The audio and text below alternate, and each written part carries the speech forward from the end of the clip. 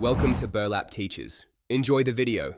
You start by cutting power at the breaker and verifying dead wires with a tester. Do not trust the wall switch alone.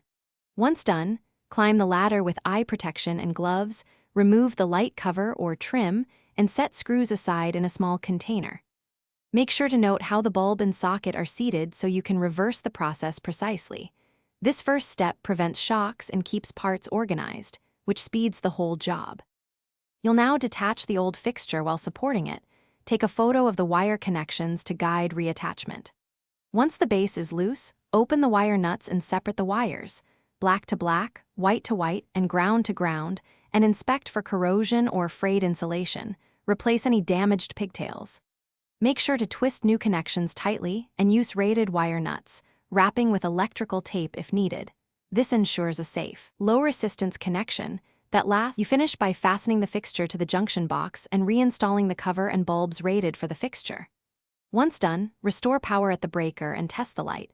Make sure it illuminates steadily. If you see flicker or dim output, turn power off and red-item connections and confirm bulb type and wattage limits. If the light stays off, recheck the breaker, the switch, and your wire nuts. If uncertainty or damaged wiring remains, call a licensed electrician immediately. Thanks for watching. Consider subscribing if this video helped you.